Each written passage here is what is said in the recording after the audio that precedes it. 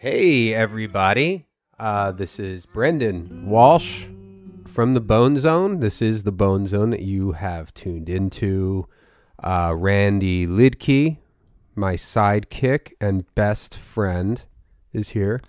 Hello, listener. Thank you for tuning in to the Bone Zone. Davey Johnston has been, I don't know if you guys knew, but he is an Army Reserve, and he's been called up. Don't worry, he's not going to war. He's just going to Korea. Also, as you know, allthingscomedy.com is a place where we reside with this podcast. You can download our episodes from there off of SoundCloud, or you can go to iTunes. Either way, you know what? You're already listening to it, so I'm not even going to tell you how to get it because you've already figured that out. If you're looking to watch me do stand-up comedy and you're in the Los Angeles area, I will be at the Improv, the Hollywood Improvisational Comedy Club, Hollywood Improv, Thursday night, this Thursday, the 24th. And also in the future, if you're in Nashville, Tennessee, I will be at Zany's Comedy Club on February 8th and 9th with Drew Carey, the one, the only Drew Carey. He's a really funny guy. It's a fun show. I'll be there. He'll be there. We'll be doing 4 shows, February 8th and 9th, Zany's Comedy Club. So get your tickets. And I'm going to pass this off to Randy. Hey, guys. It's me, Randy. Just wanted to say hello. Also, if you want to, you can go to our website, bonezonepodcast.com. You can also email us at bonezonepodcast@gmail.com. You can also write us an actual letter in the mail to The Bone Zone at P.O. Box 29044, Los Angeles, California, 90029. Send us some mail. Hey, we love reading mail. We love gifts. We like kind words. If you don't have anything nice to say, maybe keep it to yourself. Yeah. We got a Christmas card from a listener. We really appreciated it. So, go ahead and write us a letter. Do it. Yeah, write us a letter. And, do all the stuff we said, or don't. It's all right. This next episode, probably not going to want to listen to it's a really boring episode. So this is probably one of the more boring episodes we've ever done. There's some really great stuff near the end, though. So make sure you at least, if you stop listening, just check out the ending as well. There's some pretty fun phone calls at the end. But there's some really good stuff throughout the whole episode, too, I mean, it's pretty good. If you like topics and discussions, this is the episode for you. Bone Zone. Episode of the year for you. Episode of the year. If you like topics and conversations and touching on subjects, enjoy this episode 57 of the Bone Zone podcast.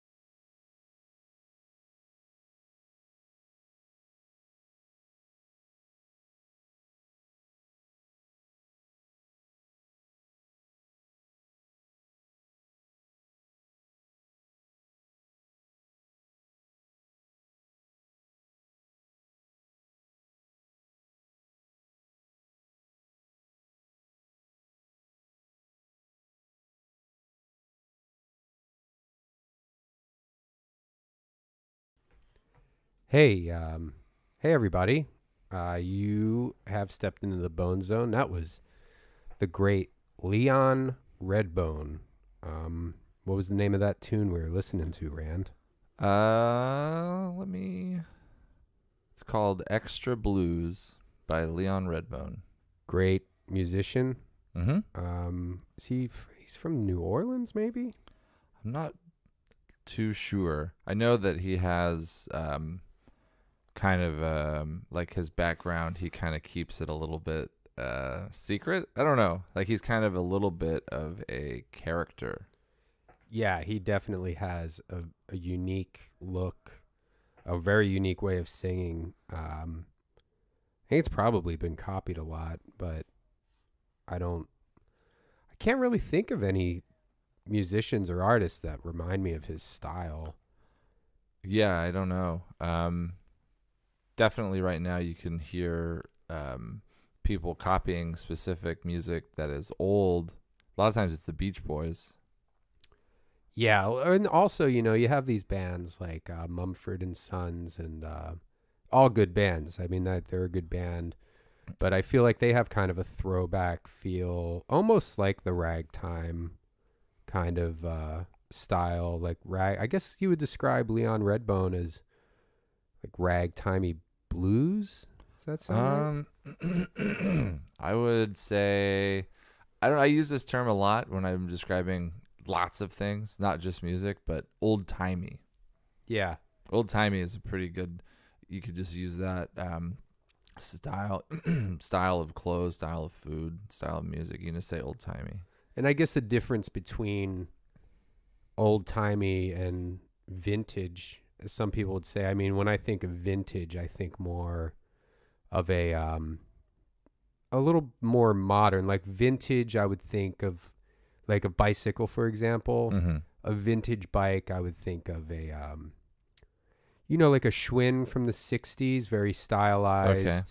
But old timey brings to mind like a penny farthing bike, which I don't know if anybody knows. That's the actual term for those old timey bikes that have the big giant wheel in the front. And Even back. that old timey. Yeah. Yeah.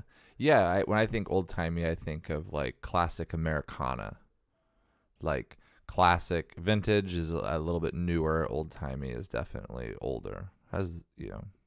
Old timey is more what you would see on Antiques Roadshow, and vintage is, like weird lamps and stuff you would see at like a secondhand store, and a place that's populated mostly by like students and artists and things like that. Antiques Roadshow, but American things, right? Would you say old timey is also European? I mean, when I think of old timey, I think of old Americana. Yeah, I do too. I think of wooden porches, Wooden toys. I think of farming communities. Maybe even like, because that kind of old timey like banjo music. That banjos was kind of a slave's instrument. Is that true? Yeah, banjo, banjo music. I think initially was black music. Maybe we should do In the some South. research on that. Do you know what's the origin of the banjo?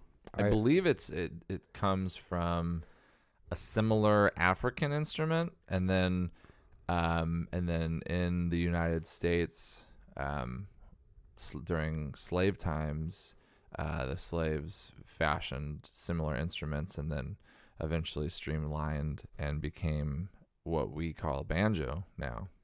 Now, do you know when it was? Because if you look at a banjo, it looks almost like a snare drum, meta guitar. If that makes sense to you, it does make sense. Yeah. I wonder. Was that the original intent? Was that you could have a percussion and a string instrument all in one? I mean, I'm not familiar with a lot of banjo music, but do they I don't know if I've ever heard any banjo music where they do a beat on the drum part. Yeah, I don't think so. I actually own a banjo, and that was my first instincts, was to tap it with my fingers like a drum. I wonder if they have a banjo that has like the snare. You know how like a snare has the snare, like the little rattlies? Yeah, oh right. Like the little ball bearings underneath. I think isn't it caused by springs underneath?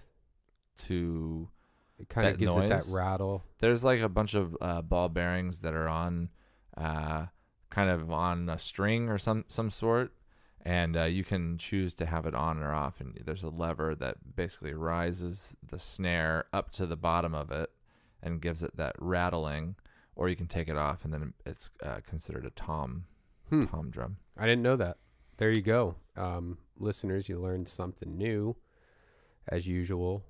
Not that this is an educational podcast, but I find that, especially Randy, you have a lot of hobbies. You've had a lot of hobbies. You have a lot of knowledge about things like that. Yeah, I tend to kind of bounce around between things and learn as much as I can. I never become very good at any of them, but I do kind of absorb a certain amount of the knowledge as I'm doing it, and then it kind of stays with me because I find it interesting. At some point, maybe I'll lose interest in it, but while it's interesting to me, I tend to engulf myself in.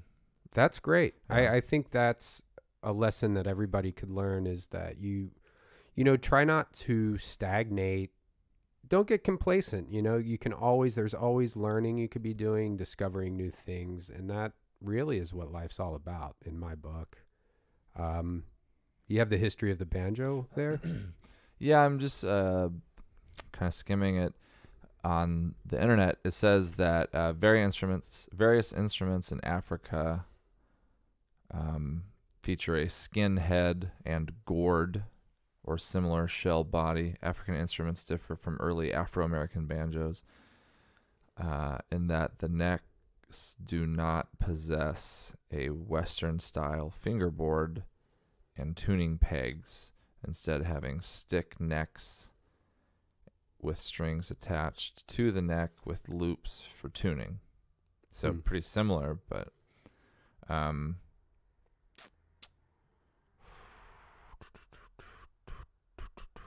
so you were right. So it did come from an African influenced.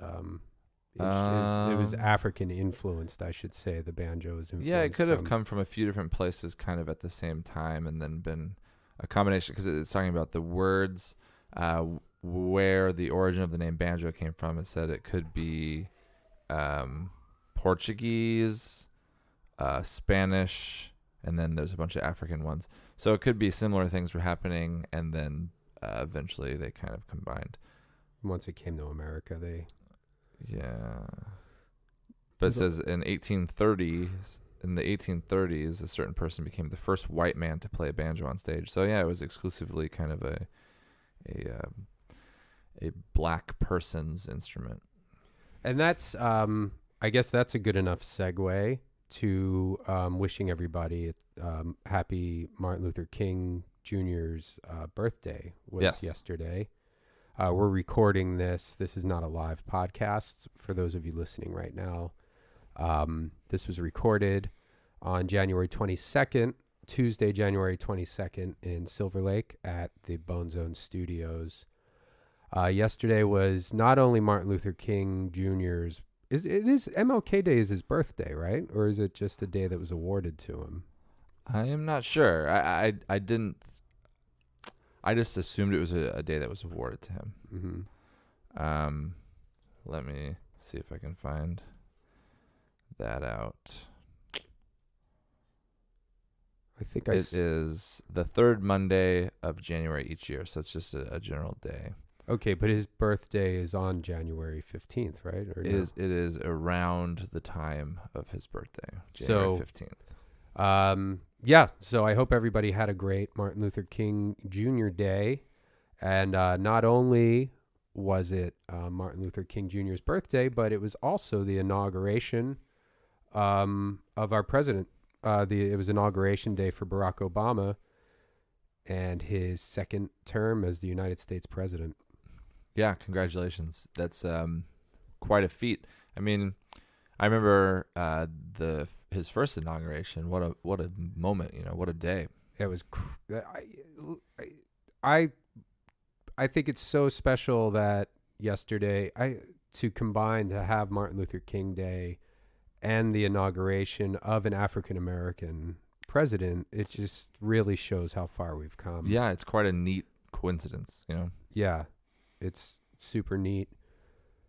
If you want, I know we have tried this in the past, but I did speak to some people at the White House, and we can call President Obama is available for a few minutes today if we want to call him. Okay. They set aside some time so he can talk to us. Sure, yeah, let's give him a call. Okay.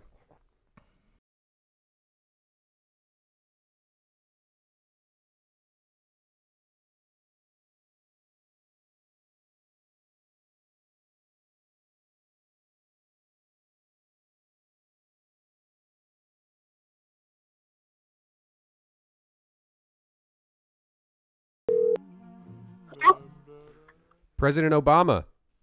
Yeah. Hey, this is Brendon Walsh and Randy Liedtke from the Bone Zone podcast. What's up, Brendon and Randy? Oh, hi, President Barack Obama. What an honor. You boys catch the inauguration? We did. We were calling to congratulate you on your second term, and I thought the inauguration was great. It was really splendid. Thanks, guys. How did you feel up there for your second time? I felt good. Yeah. And Michelle looked, I got to say, no disrespect, but your the First Lady, Mrs. Michelle Obama, looked stunning. She looked really great. I like the new haircut. How do you feel about your wife's haircut? Feel great.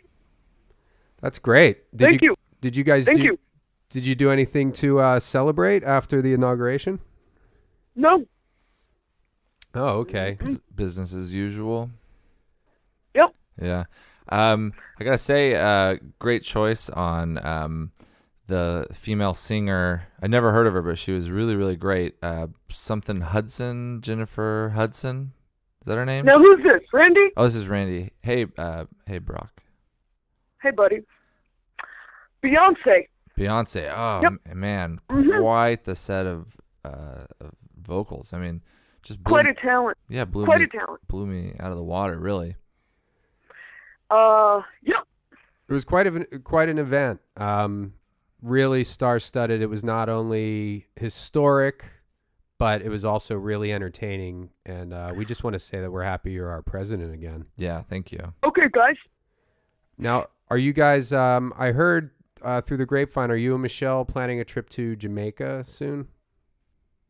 Yep. Oh, that's great. Have you been there before? Many times. Oh, that's great. It sounds like you have a little bit of the accent. It's a good one. Yeah, it seems like a great place to visit. I had a friend in college that his mother... Gotta go, guys. Gotta go? You got to head. Well, we appreciate you taking the time to talk to us, Mr. President. Okay. Is there anything you'd like to say to our listeners before you take off? Always vote. This is Obama. That's great. Well, Bye. Thanks a lot, President Obama. Thanks a lot. Yeah, Congratulations. thank you. Congratulations, Bye, President. Brendon. Bye, Randy. Bye, President Thank Barack you, sir. Obama.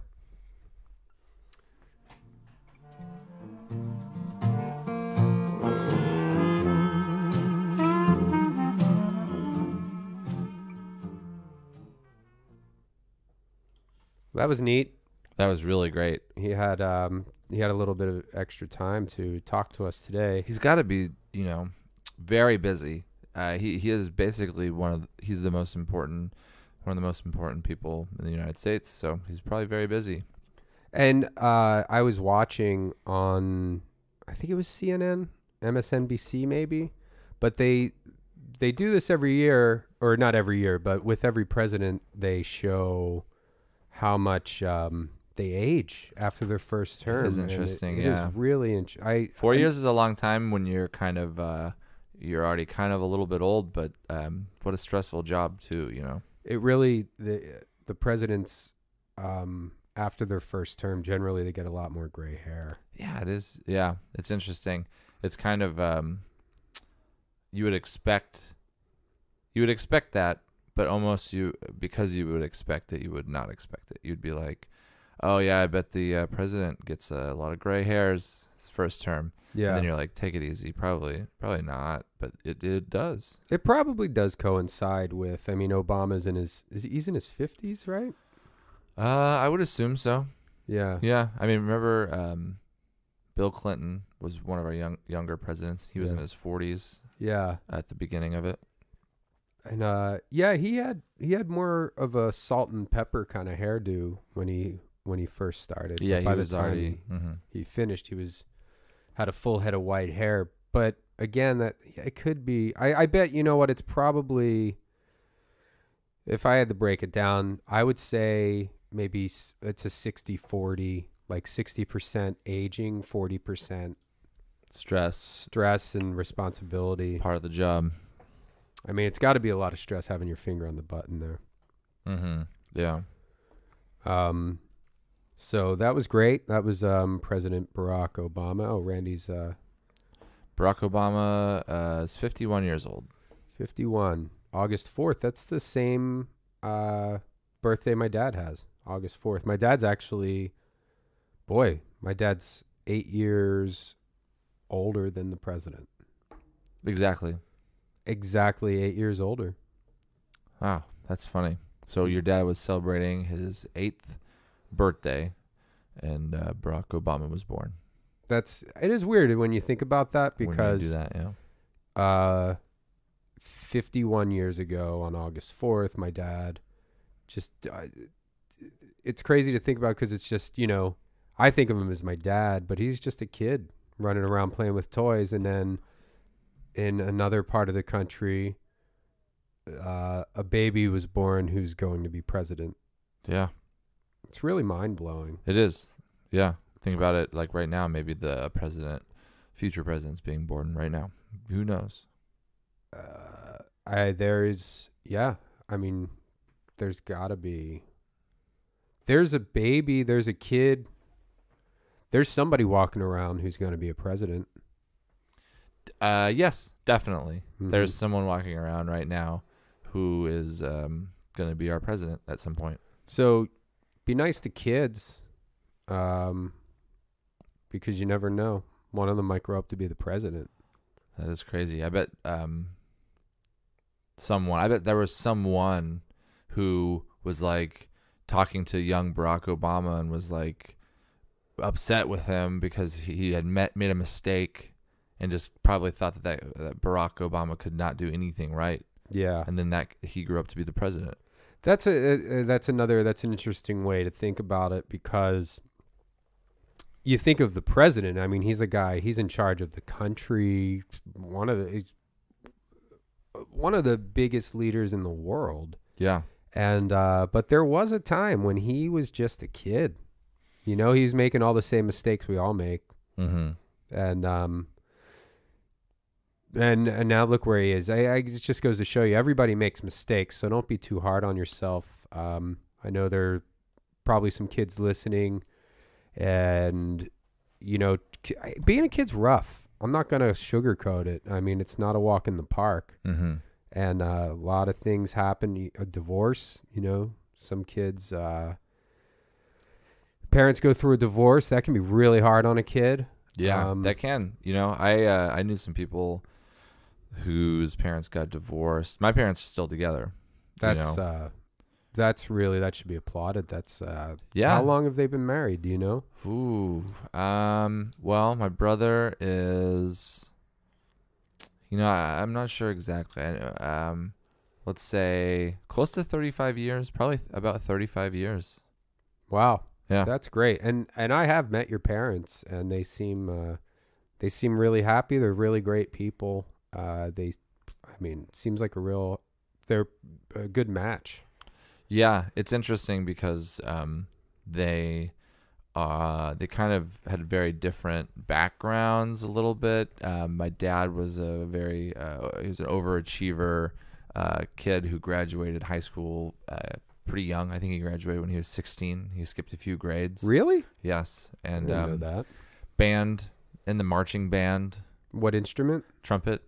Oh, wow. And is that where you get your trumpet? Yep. You play a little trumpet, The too. trumpet that I have is actually his trumpet from high school.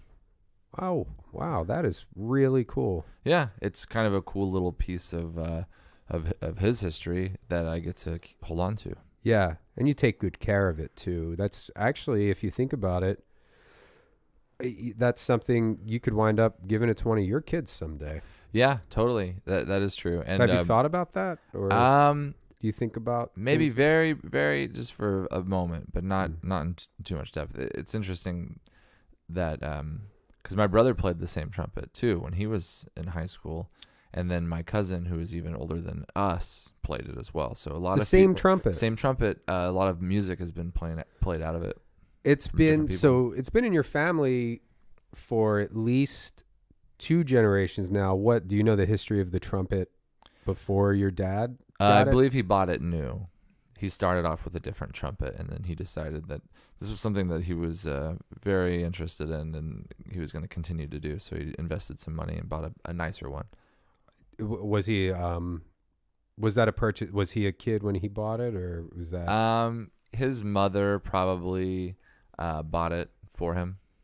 Oh, okay, so he wasn't an adult and went out. And bought No, it himself. he bought it when he was in high school. So he was It must have been pretty young since he graduated so early. He did. He graduated pretty early, and then went to college. And then my mother, my dad grew up in Southern California at a very, very big school. Mm-hmm. My mom grew up in New Mexico at a very small school. Interesting. And my mom was kind of a little bit of a partier. Wow.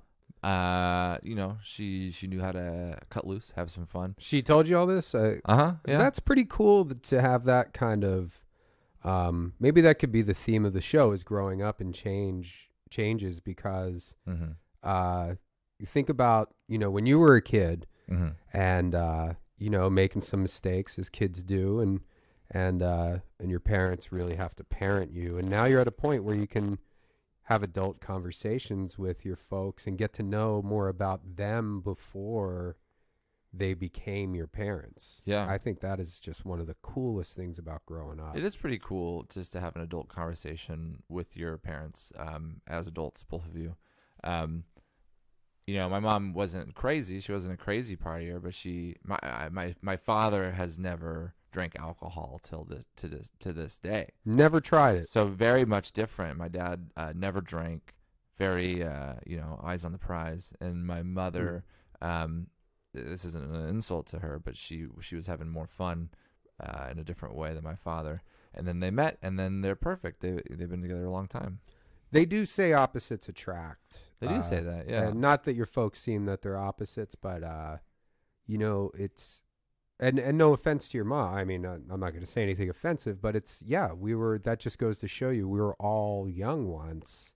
And your mom made some of the same mistakes that her kids, like, there were probably times when, she caught you misbehaving as a teenager, and it reminded her of some of the, some of the things she did as a kid. Yeah, definitely. She has said a few times growing up, like, oh, I know how it is to be a kid, or that's something to say. But she, in her defense, she had also always said that the marijuana back then was much different than it is now.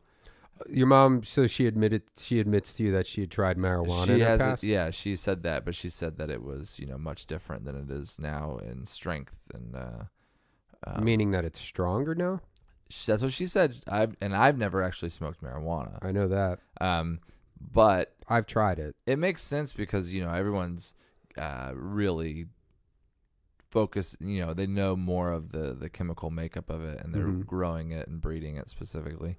And back then it could have just been, some sort of weed that was grown in Mexico or something. It wasn't so much of a science back then. Like Yeah. it really became an industry, especially with some of these states. I mean, as you know, California, marijuana is basically legal. You still have to get a certificate. You have to see a doctor and get a medical marijuana license to legally obtain marijuana. And that in turn there have been a lot of dispensaries, they're called. So Mm-hmm. when you have that kind of supply and demand, or I don't even know if that's the right term, but you have these places that are dispensing marijuana. And of course, the way to advertise is like, hey, we have good prices and we have really the potency of the marijuana we sell is better than others. So you do have guys working on creating different strains and hybrids of different, they'll get, one type of plant and combine it with another type of plant. I don't know exactly how they do it, but I know they can, maybe they split seeds together or something. Yeah, I don't know exactly either. But, the thing that is in marijuana that gives you the effect, I believe is called THC. Yeah. And you can measure how much THC is in something, and that is directly correlated with the effect it gives you. So that's something, I don't know back then if they could measure THC. Maybe they could, but maybe probably a person with a bag of, and again, I don't know how it comes, but I assume it's in a bag.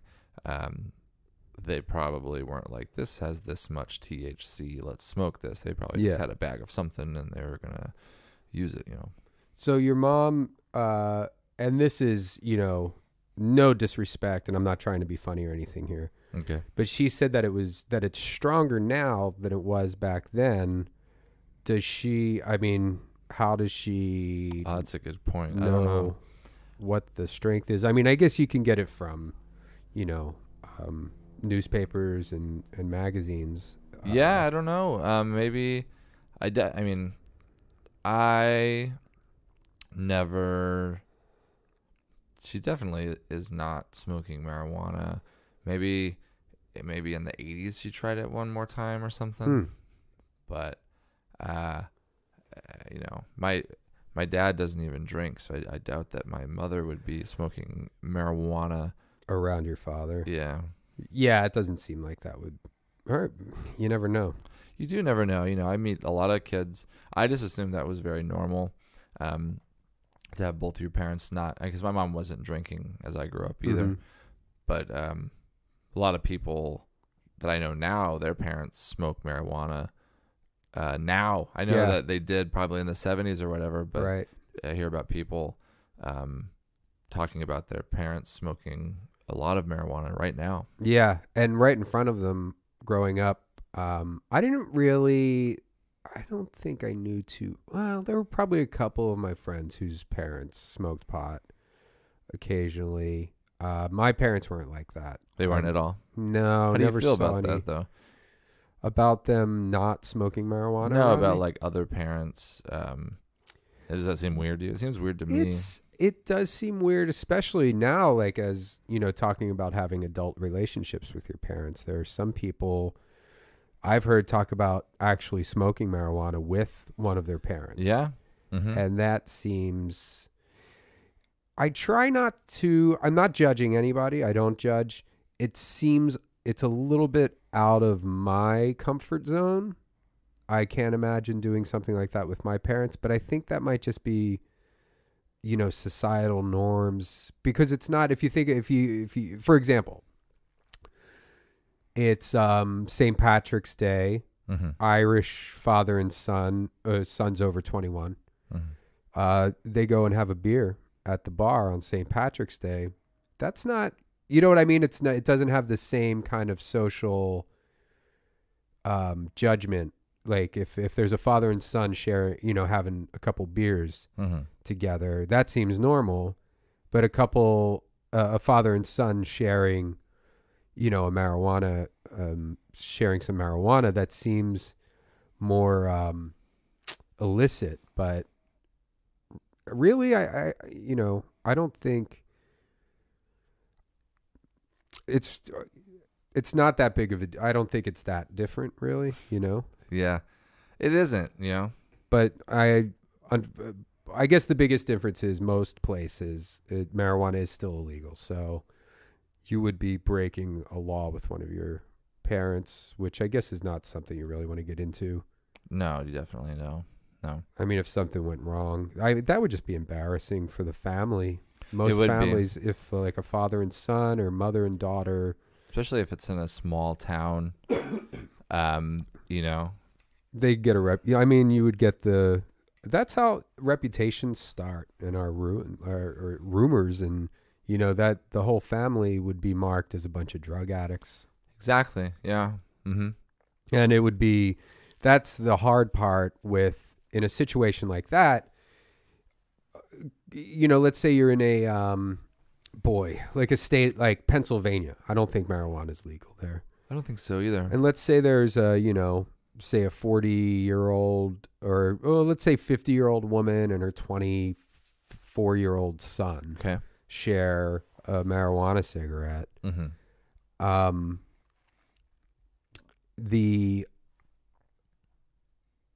And they get arrested, and they get in trouble for it, then, that's just going to look bad, I guess is my point. Yeah, definitely. Because then it's like, it's not only the mother who's in trouble, where people, I think older people in general, and no offense to our older listeners, I think older people can be much more judgmental about things like that because they were brought up in a whole different era where, I mean, geez, I think in the 20s and 30s, alcohol was illegal for a while even. Yeah, there was a stretch in there, prohibition. So I guess our point is don't, I mean, it would look if really you're an bad. adult, It would look really bad. It would look bad if multiple family members are arrested with, with a drug charge, because then it's just going to it's going to embarrass. Here's who the real victims are going to be. Okay. Like, let's say there's a family, there's a mother, father, and 3 children. Mm-hmm. One of the children and one of the parents gets arrested for smoking marijuana. Mm-hmm. The real victims are going to be the other 3 family members because, as they're, walking, as they're out in public in the shopping or at the grocery store, there's going to be whispers of like, oh, do you know who they are? They're from the marijuana family. Yeah, exactly. What else is going on there or something like that? What else if the mom's okay with that? For example, this will really bring it home for you. Okay. Let's say, and this is completely hypothetical, so please don't save your emails. But let's say your mother is still currently a marijuana smoker. Okay. And you have an older brother. Mm-hmm. And let's say because he still lives fairly close to your parents. Closer than I do, yes. And so let's say there's a family gathering, you, your father, your brother, and your mother. Okay. Your mother and your brother go outside to smoke some marijuana just as a police officer's driving by. Okay. They get arrested. There's a, court. They have to go through all the court and lawyers and it's not a big town they live in. Nope. So your father, here's what happens. Okay. It's in the papers. Everybody knows that your mother and your brother have been arrested on marijuana charges. Mm-hmm. You and your dad go to the hardware store. Okay. There's whispers and they say, oh, that's Mr. Liedtke. He's from that marijuana family. Okay. Your dad never touched this stuff ever in his life, and neither of you, but you two will be labeled as druggies. Yeah, all of a sudden we're in a marijuana family. Yeah. Okay. So that's what you should think about before you go and do stuff like that, because you're not only going to hurt your own reputation. That's your choice. Do whatever you want with your reputation. But there are going to be innocent people in your family, possibly, who could be labeled as well, and it's just not fair to damage someone else's reputation just because you made a mistake and you share the same name. Yeah, and it is like there's so much more to deal with. Like, okay, so the same situation. Let's say my mother gets arrested, and my brother gets arrested. That's two things, I did this and I did this. Yeah. But the fact that they did it together is like another social thing. So people are going to be like, so let's say just my mother got in trouble for smoking marijuana. Right. It's like, oh my gosh, why would you ever do that? Right. You have this going for you, and you are, you're this old and you're married. And people might be, not to cut you off, but I think the community might be a little more sympathetic, thinking, oh, maybe she's having a rough time, or she had this secret problem, or Yeah. But even then, like that is one thing to deal with, and Right. and separately, my brother did it and my mother did not. Again, separately. But if it's together, it's like you did this and you did it with your son. So now Right. there's a whole non-legal stigma going to be attached to it. And that's what's going to raise some eyebrows in the community, where instead of them saying, oh, it's a shame that nice family, one of them seems to have a problem, but it's like, wait a minute, two of them were arrested for doing drugs together, then it's going to be like, what's going on with that family? Yeah, it would be tough to shake. You might have to move. You might have to really, even if you didn't need it, you might have to prove that you've gone through some sort of rehabilitation, just to please the social issues around it. And it could, that's the thing is, your poor father, let's say he goes to do a job, or Well, my dad works for the Oregon State government. well, there you go. That could cause a lot of problems. It definitely could. He's going to have to defend himself because of something that Yeah. your mom and your brother did. Yeah, let's say And he had nothing to do with it. Let's say someone that works for my father gets in trouble for smoking marijuana on the job and gets fired. There's going to be, well, your wife and your son both. And again, my dad never touched the stuff. Right. But now he's getting hassled because someone that works for him smoked marijuana on the job. And it's hard to defend because, like it or not, it's going to make your father seem like a hypocrite if he's trying to enforce these rules in his workplace. And people could make the argument like, okay, you want me to do this, but it's going on right under your own nose at home. Oh, yeah, definitely. And it could really cause a lot of problems and make for some really uncomfortable and unfair situations to the innocent parties involved. Yeah. We're not saying that that type of thing, if that were to happen, people should think that way, but it could be hard to not think that way. I mean, put yourself in the position of the observer as well. If someone that you knew and their mother, like let's say someone that I just kind of know, maybe I don't get along with very well, and their mother, who I don't know at all, same situation happens to them. One of them smoking marijuana as well as the other, both of them. It would be hard for me not to judge them because I already kind of don't like one of them. So I'd be like, oh, look at those druggies. You have the prejudgment. Well, also it's human nature. I mean, people, like it or not, people like to gossip. I'm guilty of it sometimes. You hear a juicy tidbit about a breakup or something, and we all, whether you like it or not, I can only speak for myself, but when I feel like I have some really interesting information about some mutual friends of mine, I get a little bit excited about being the one to break the news. Definitely, yeah. That's why gossip's popular. It's literally none of your business, but you get to benefit from telling it to someone because then someone is excited to hear you say something. So that could have something to do with it, And it makes it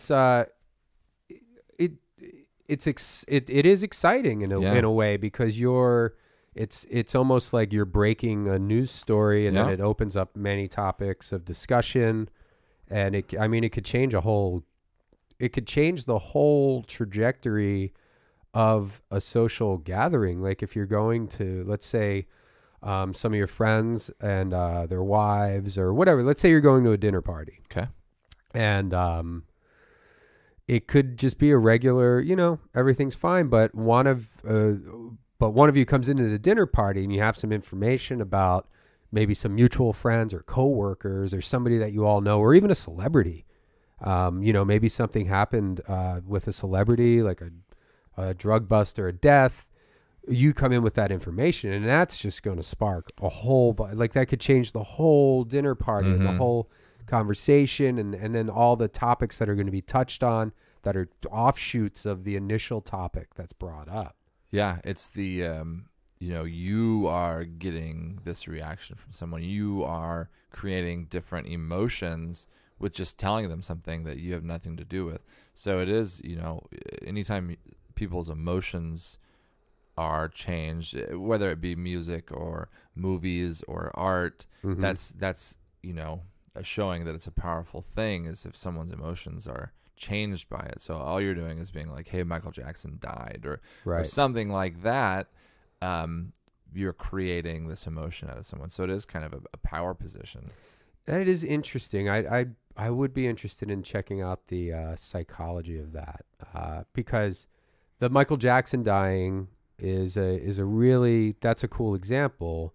Maybe cool's not. No, it's a good example because I remember where I was when Michael Jackson died, and I heard it really early on. I was actually in a thrift store. I was in Alaska. I was performing up in Alaska, and was at a thrift store. They had this really big, great thrift store there, and I was there with my friend Greg, and they're playing the radio over the loudspeakers, and they came in and said, hey, Michael, it looks early reports. Like these were kind of before it was confirmed. And I did speak to a couple friends on the telephone and was the first one to tell them. And which brings me back to the psychology of it, because I wasn't happy by any means that somebody died, but it did give me a certain excitement. If I'm going to be 100% honest, it gave me a little bit of a jolt to break the news to someone else. Yeah, you know something that other people do not, and if you just wait, those people will know it, the same thing. Yeah, and so while you have that position of power, you rush to show someone else that you know something that they don't. Maybe that's it. Well, neither one of us is a psychologist, and neither one of us claims to be. At least I don't. I don't claim to be either. I'm interested in it though. It's interesting. Yeah, you can't learn too much. That's the. There's so many things that interest me, but in reality, I would love to read volumes of books about psychology, and watch documentaries or whatever. It's not. You just don't have enough time to become an expert in every field. Yeah, and it is.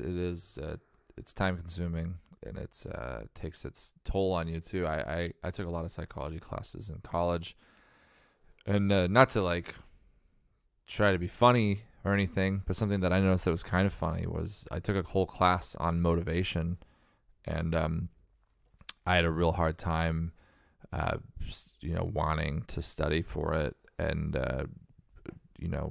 Interesting. And it's like, it's a class about motivation, and I didn't have the motivation to like, I don't know. It's like, it's tough. It's tough to put my finger on something. There's something funny there, but That's also it's more interesting. Yeah. It's, I suppose I think it's an overused term, but I think it's ironic. I think that's ironic, right? If you don't have the motivation to learn about your motivation class. Yeah, I wonder. I've used and heard the term ironic used so many times incorrectly that I almost forget what it is. I believe, and I know you're looking it up now, but I'm going to take a stab at it. I believe the Webster's Dictionary, and I'm going to paraphrase, is that the irony is when the expected outcome is when the outcome is opposite of the expected outcome, something like that, of a situation. It is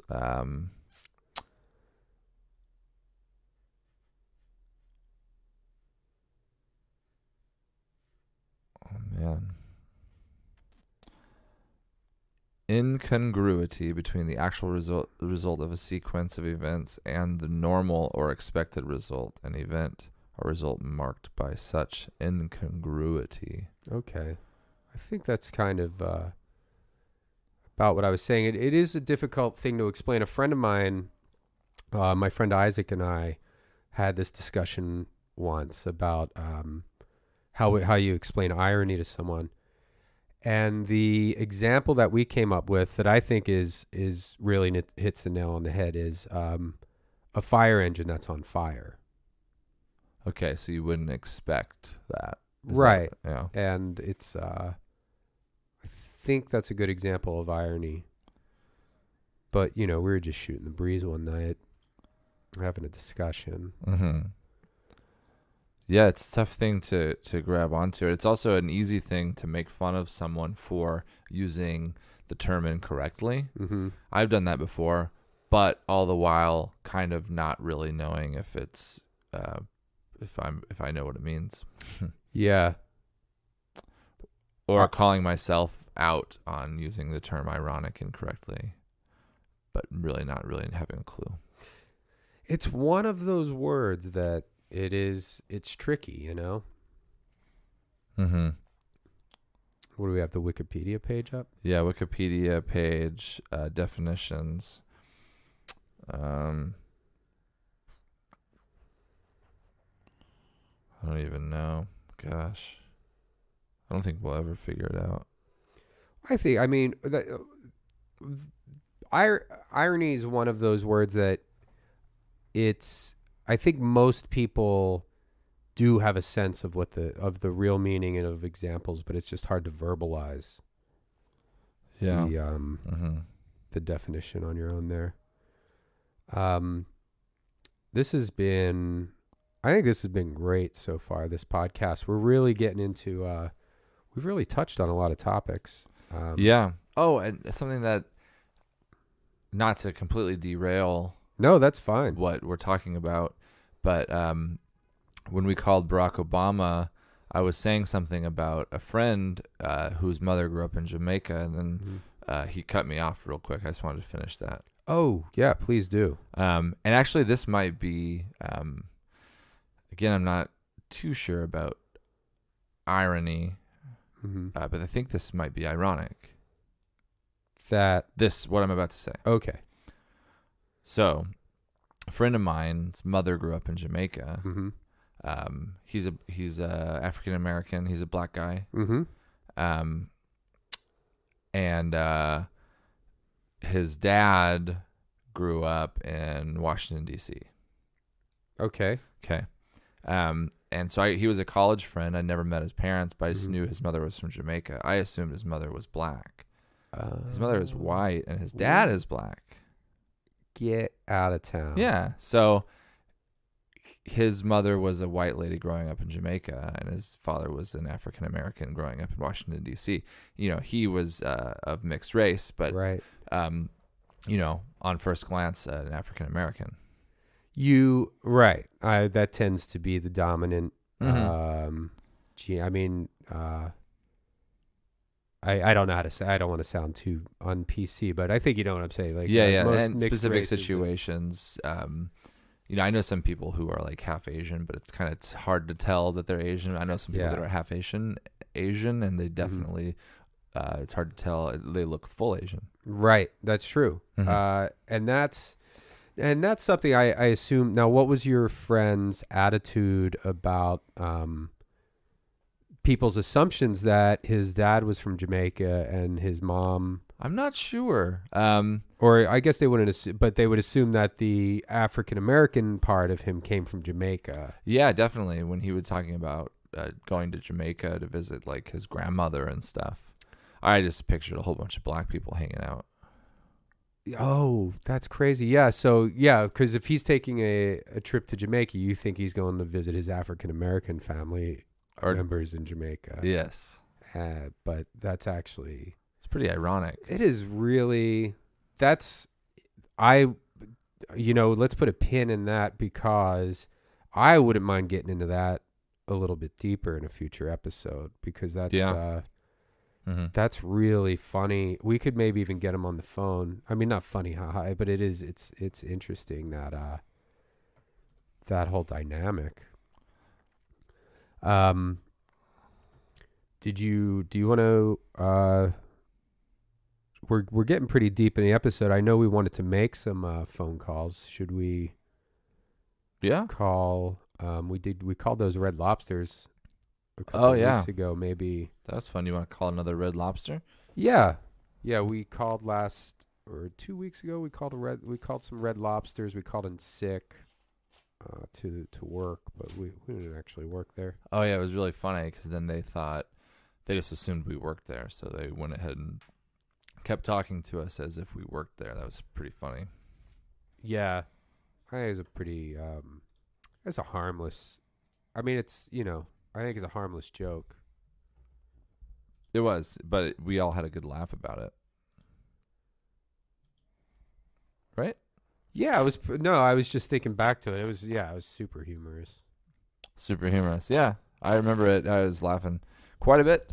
Mm-hmm. So let's just call another one. This is a Red Lobster. I'm not sure where. Okay. Why don't I take... I'll do this one. Okay. Ugh.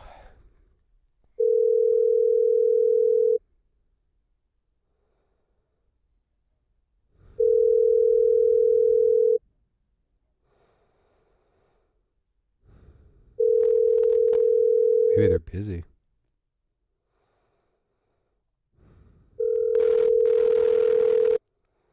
Seems to be ringing a lot.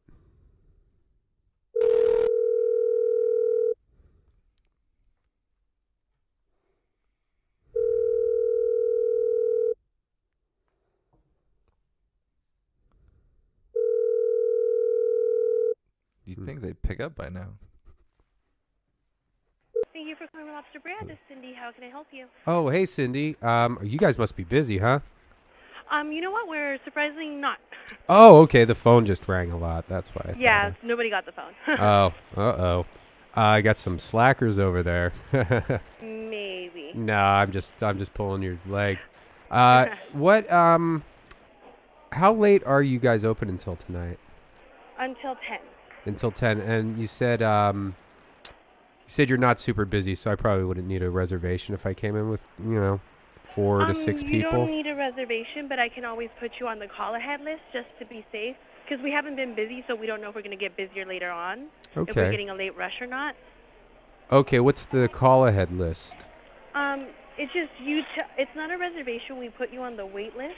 Okay. If there's a wait, so it reduces your time, or sometimes you don't have to wait at all. So it's not a reservation, but it's. It just helps you reduce the wait. So we put your name down on the list as if you were already here. Oh. So if there is a wait, you will stay on that list ahead of everyone else.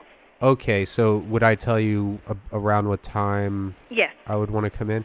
Now, what's the latest? You close at 10, and I don't want to inconvenience anybody. If I came in with a party of 6, would 9:15 be okay? Yeah, of course. As long as you're here before 10, we will serve you. Oh, that's great. Okay.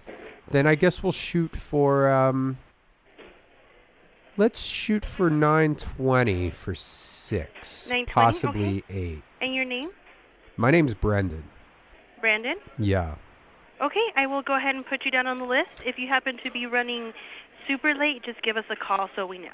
Okay, and I'll give you my other friend, Randy, is going to be coming with me too. Randy? Okay, Yeah, sounds so good, no if problem. if Randy gets there before me, let him know about the, what did you call the reservation again? Call ahead. Oh, call ahead. Okay, great. Well, I'll let everybody know that we're on call ahead. And Call we'll ahead, yeah. see And you. by 9:20, usually we're not busy at all because it's close to closing time.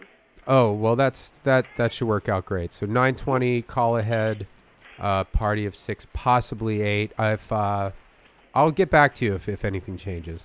Oh, yeah, absolutely. Sounds good. Thanks a lot, Cindy. You have a Yeah. good night. You too. Bye-bye. This is a nice lady. Yeah, that's interesting. They don't do reservations, but I guess that makes sense. That seems like kind of a neat. That is cool. Yeah, I'm curious to know maybe when they started doing that. You know, I've never heard of that, because when you get there, it's like, how long is the wait? That's like, you know, calling in a place in line, basically. Yeah. Yeah, that's not a bad idea. I wonder if other businesses have followed that model. Yeah, it is. It's smart. But then imagine you're sitting there, you've been waiting for 20 minutes, and then some Yahoo walks in, gets a table before you because they decided to use the service that's available. I'd be a little bit upset, probably. That's what I'm thinking. It would take some explaining if I've already been waiting in line. You know, if I'm waiting with my family for any period of time, and I think I'm, you know, either way. I mean, yeah, if you're waiting physically there waiting, and then a guy just breezes in, gets seated ahead of you, I could see how that could actually probably cause some headaches for the employees there. Yeah, they'd have to explain it, you know, because you had a hard time kind of understanding it at first too. So imagine explaining to someone who's already a little bit upset. That's the thing. People get really heated, especially when they're hungry. People don't like to wait. I can't blame them. I don't like long lines. I don't like to wait for you know, nobody likes a long line at a grocery store or a department store, but I think especially at restaurants, people get extra irritated because when you're hungry, I mean, it's just a fact. You're just going to be a little more grouchy. Definitely. Yeah. I found myself kind of grouchy at work the other day, and I decided it was because I was hungry. Oh, you know, it's weird how that sneaks up on you, how sometimes your mood will alert you that you're hungry, but you're not even having any kind of, it's not like your stomach's grumbling or anything. You just know that you're just slightly more irritable than usual. And then you think back, oh, wait a minute. Yeah. It's already 11:30 in the morning. I haven't eaten since, breakfast at 8. That's almost, what is that? 1 a.m, breakfast 8, or 9, 10, 11, 12, 5 hours. Either way, you get, sometimes you just don't realize, especially when you get really busy with stuff. Yeah, it's funny because, like, you know, as adults, we should recognize that, but sometimes you get busy and you forget. That's something that, like, a parent would be in charge of a kid. Like, oh, they're getting grumpy, they need a nap because they're tired. Oh, they're getting grumpy, they are hungry, because they don't understand that type of stuff quite yet. But it's funny how us as adults can fall right into the same situation. It's funny, that does kind of bring us full circle back around to what we started talking about with our parents and growing up. And, sometimes that's one of the funny things in life is that we grow up, we become adults, we become productive members of society, but sometimes we're the worst at parenting ourselves. Like, you know, it's hard to be in charge of yourself sometimes, you know, like it helps. That's where being in a relationship, I think, helps, because you know, there'll be somebody there to go, oh, wait a minute, Randy, you're being a little grouchy. When's the last time you ate? Yeah, because you know, sometimes two people are thinking the exact same thing at the exact same time, but it is helpful to have that one person with a different set of experiences and different brain, different skills to kind of counteract certain things about yourself and you to the other person. Well, and a lot of it is just a different perspective at the moment too. It's hard to just it's hard to step outside of yourself and take a look and go, oh, that's duh. I haven't eaten since that apple at lunch. I should maybe have a snack before dinner, because I'm starting to feel slightly more annoyed at things that shouldn't be annoying me this much. Yeah, definitely. Jeez, man, so much out there that we try to know, that we don't know. There's just so much out there. It's you know, we'll never stop learning. If it's good to not stop learning. Yeah. Some people, I think a lot of people do get closed-minded though in their older age. Yeah, that can be old dog, new trick. That's a phrase that exists. It's a phrase. There's a reason it exists. Yes. It is difficult. Like that's when I hear about people being laid off from their jobs. Like a lot of people have jobs for, let's say you're a guy who worked for an accounting firm for 30 years. Let's say you started when you were 19 or 20, right out of college, and then you're there till you're 49. That's all you've ever done your whole life. And then all of a sudden the rug gets pulled out from under you. You lose your job. You have to start all over at that age, and it's tough.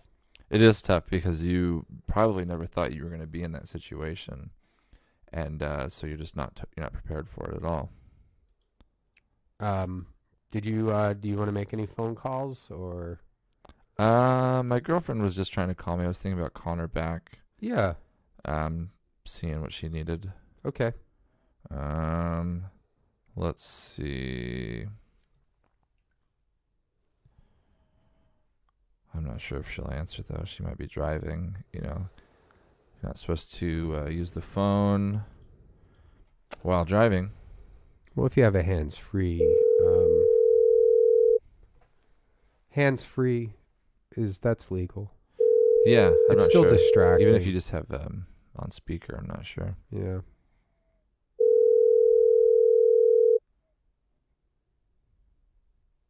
It's probably better. I mean, if you're driving, it's okay to listen to the podcast while you're driving, but it's probably best to, have as much of your attention on the road and your surroundings. Call has been forwarded to an automated voice message. Yep, she's driving. I guess she's on her way home. Yep, she is driving. But yeah, I do kind of want to call a Red Lobster and ask. Just call them. I'm curious about when they started doing the call ahead. Oh, that'd be interesting. Maybe call a different Red Lobster and see if they have the same policies. I assume it's a pretty big chain. Yeah, I bet. I wonder how many Red Lobsters there are in the country. That's interesting. Yeah. Well, I'll look it up while you dial your Red Lobster.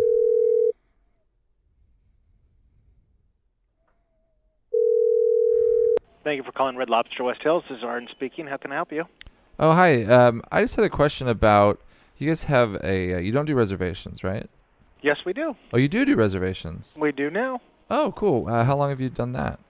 Since middle December. Oh, wow. So it's fairly new. So fairly new, yes. Do you, because I'm familiar with the call ahead system. Is that still happening as well? Yes, that still goes into effect also. Basically, if you don't make a reservation within a few hours ahead of your time, then you go into the call ahead deal. Oh, okay, so if it's so you can't call in and tell me, I'm going to be there at 6:15 at 6 o'clock. We can't just let you in. Okay. You have to go into the call. You have to go to the call ahead system. So we put your name in, and then as it works its way up, then you get in. Oh, cool. And how long have you been doing the call ahead thing?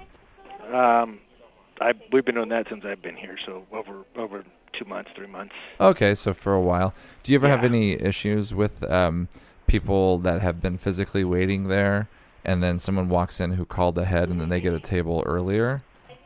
Do people that are waiting, do they get upset?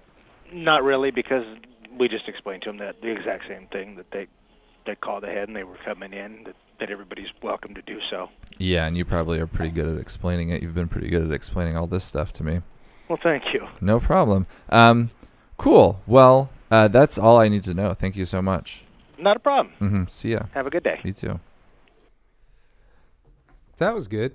That's interesting to know. So some locations, now you see, I wonder if that first one we called, if maybe they don't know, because the reservations, that's only a month old. So do you want to call them back and be like, some people are doing reservations?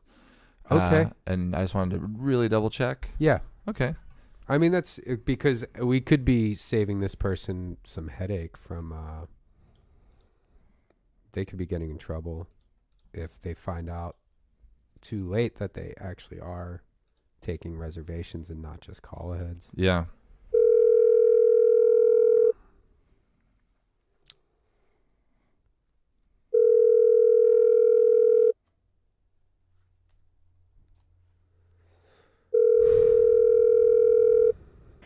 you for calling Red Lobster Brand. This is Cindy. How can I help you? Hi, Cindy. This is Brendon. I called in earlier and signed up for the call-ahead sheet. Yes.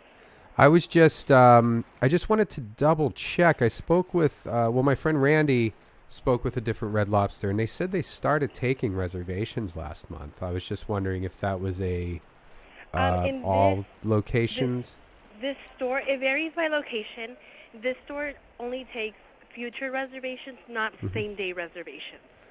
Oh, okay. So it does vary by store. So if I was coming in tomorrow, then we could secure a table at the exact time. I can assure you will have a table when you come in, pretty much, and you shouldn't have to wait that long. Oh, okay. Yeah, I wasn't too concerned about that. Yeah. I just wanted to make sure that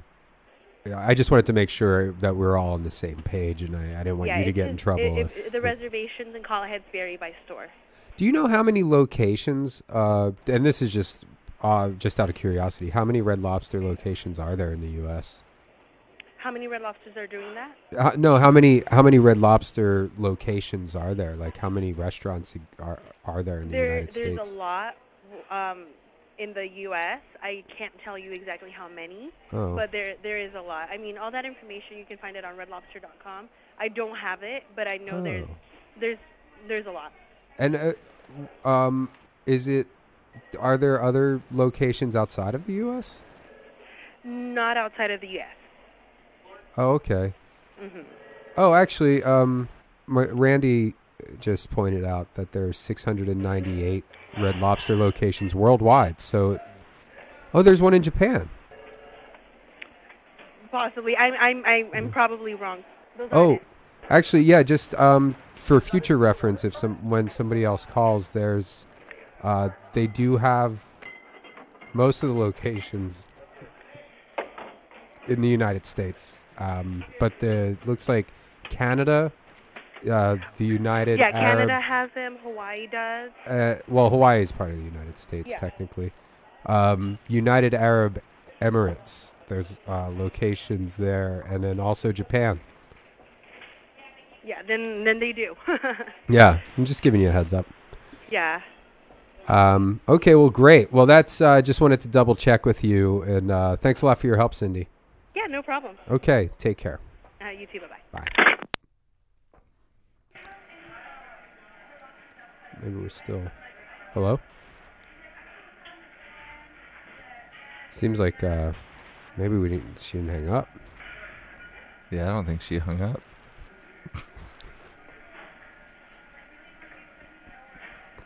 Should we wait and see if she... I mean, we should probably...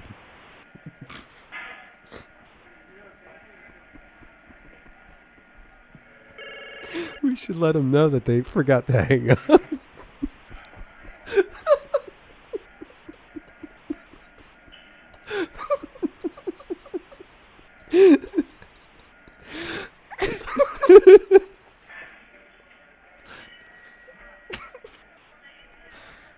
Yeah, we're still on the phone.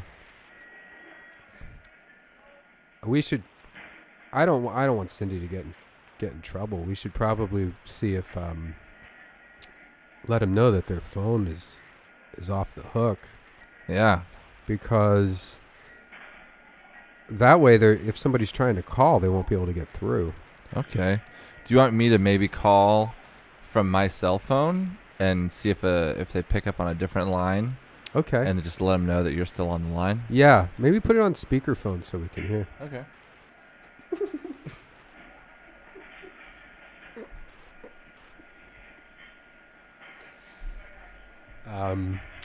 While Randy's getting the Red Lobster. Oh, no. This is a problem. It's busy, so they're not probably getting any of their phone calls. Oh, boy. Whew. Maybe try it again. I mean, I heard another phone line in there. Are you having dinner over here? Thank God. Oh, here we go.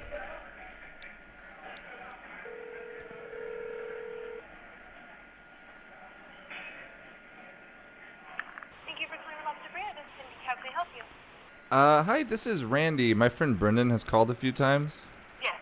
Yeah. He's actually on the other line. You guys forgot to hang up. He's still just waiting there. Yeah, I'm still here. Oh, I mean, he can hang up if he was done talking. Okay, I just wanted to make sure that the phone lines weren't completely busy. We have several lines, so it's not a problem. Okay, so just so you know, you should probably I'm still here. Yeah, he's still there. Tell her I can still hear her, though. I can still hear the restaurant. Oh, he can still hear the whole restaurant. Okay, no problem. Okay. Thank you. Mm-hmm. No, we'll see if... at least we gave her a heads up. Hello? Oh, there we go.